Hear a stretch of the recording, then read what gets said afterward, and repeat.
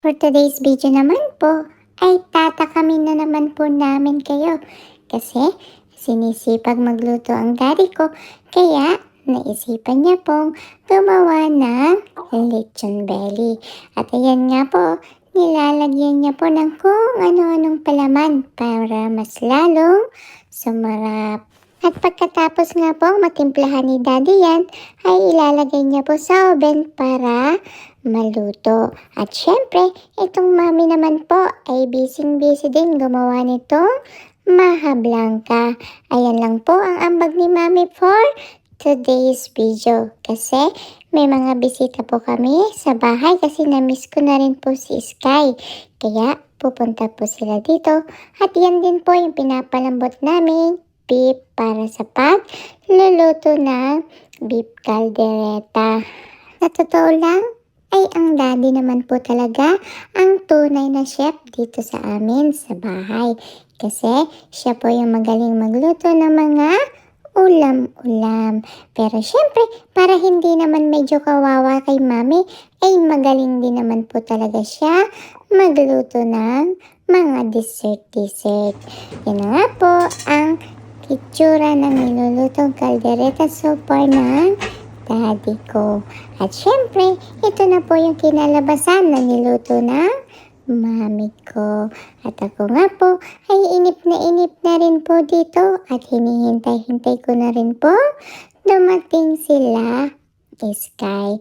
Playday po kasi namin ngayon. Kaya ayan, naka-ready na po kami. Pero medyo nagutom na yata itong kuya ko kaya kinakain na niya itong tinapay. At ito naman pong si Lily dahil may kalamigan niya po. Ay, sobrang lamig po pala sa labas.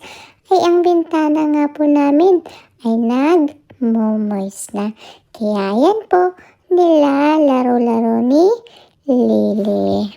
At sa wakas po, kahit napakalamig ng panahon, ay talagang nagkita-kita pa rin po kaming magkakaibigan. Kitang-kita niyo naman po sa mukha ni Lily na sobrang na-miss niya po si Amara. Akala niya po siguro ay living doll ito, kaya yan po nilalaro-laro niya. Nandyan din nga po si Snow at natutulog pa siya sa mga oras na yan. Salamat naman po at nagkaroon kami ng time magkita-kita kahit napakalamig ng panahon ngayon. Hindi po kasi kami nagkakasama-sama nitong nakaraang holiday kasi may kanya-kanya kaming mga plano. Kaya yan po, sa sobrang miss ko kay Sky ay talagang napayakap po ako. At nakakatuwa na rin po kasi medyo dumadami na rin kaming magkakalaro dito.